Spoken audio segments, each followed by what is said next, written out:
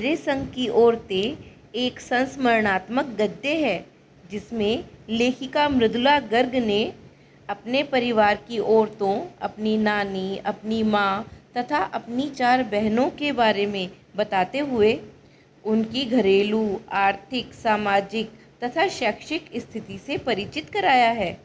अपनी नानी के बारे में बताते हुए लेखिका मृदुला गर्ग कहती हैं कि वह अपनी नानी को नहीं देख सकी थी क्योंकि उनकी मृत्यु उनकी माँ की शादी से पहले ही हो गई थी। वे परंपराओं को मानने वाली, अनपढ़ तथा पर्दा करने वाली महिला थी।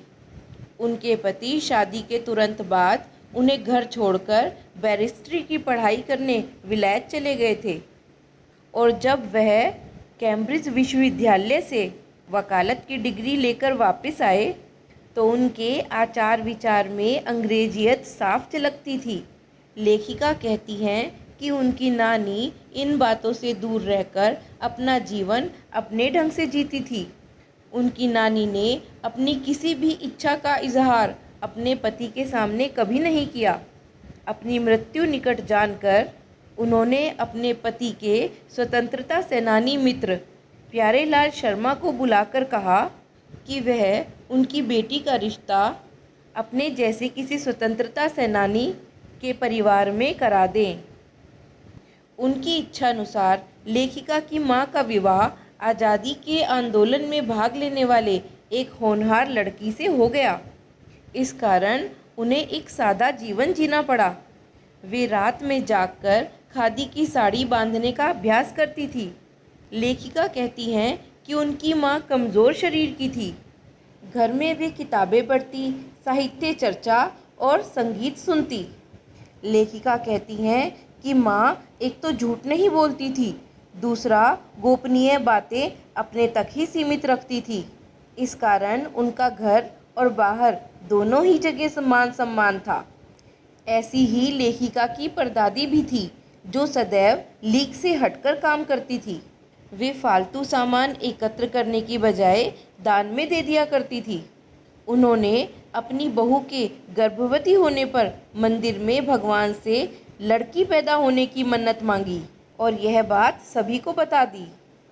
उनकी बार बार की मन्नत से भगवान ने अफरा तफरी में आकर एक के बाद एक 5 कन्याएं दे दी और बेटा केवल एक।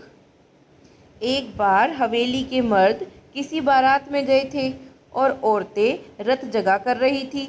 तभी एक चोर उसी कमरे में घुस आया जिसमें परदादी सो रही थी। नींद खुलने पर उन्होंने चोर से पानी लाने को कहा। पानी लाते समय चोर को पकड़ लिया गया और उनके सामने लाया गया।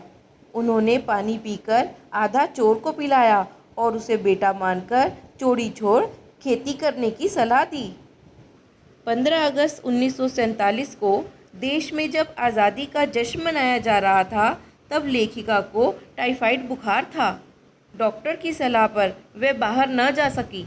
लेखिका के पिता ने उन्हें ब्रदर्स कारामज़ोव नामक उपन्यास दिया जिसके कई अंशों को लेखिका ने बार बार पढ़ा। लेखिका कहती हैं कि उनकी सबसे बड़ी बहन का नाम मंजुल था जिसे घर में रानी कहते थे। उसने शादी के बाद मंजुल भगत नाम से लिखना शुरू कर दिया। लेखिका दूसरे नंबर की बहन थी और उन्होंने शादी के बाद मृदुला गर्ग नाम से लिखना शुरू कर दिया। उनके बाद की 2 बहनें रेणु और चित्रा लेखन कार्य से बची रहीं। सबसे छोटी बहन अचला अंग्रेजी में लिखने लगी तथा छोटा भाई राजीव हिंदी में लिखने लगा। उनकी बहन रेणु बीए नहीं करना चाहती थी, परंतु पिताजी और घर वालों का मन रखने के लिए उन्होंने किसी तरह बीए कर ही लिया। उनकी तीसरी बहन रेणु स्वयं कम और दूसरों को ज़्यादा पढ़ाती थी। उसके अपने अंक तो कम आते थे किंतु उससे पढ़ने वालों के अधिक अंक आते थे। वह दृढ़ निश्चयी थी। उसने अपनी पसंद के लड़के से ही शादी की। सबसे छोटी बहन अचला ने पत्रकारिता में प्रवेश लिया और पिताजी की पसंद से शादी कर ली। बाद में वह भी लेखन कार्य में संलग्न हो गई। लेखिका कहती हैं कि विवाह के बाद उनको बिहार के डालमिया नगर जैसे पिछड़े स्थान पर रहना पड़ा। यहाँ सिनेमा देखते समय पति पत्नी अलग अलग बैठते थे। लेखिका ने वहाँ मर्दों और औरतों को एक साथ नाटक करने के लिए राजी कर लिया। उन्होंने कई नाटकों से अकाल राहत कोष के लिए धन एकत्र किया। इसके बाद लेखिका कर्नाटक के बांगलकोट में रही। वहाँ लेखिका ने कैथोलिक बिशप से स्कूल खोलने की प्रार्थना की, जिसे अनसुना कर दिया गया। बाद में अनेक लोगों की मदद से उन्होंने अंग्रेजी, कन्नड़, हिंदी सिखाने वाला स्कूल खोला तथा उस स्कूल को कर्नाटक सरकार से मान्यता भी दिलवाई।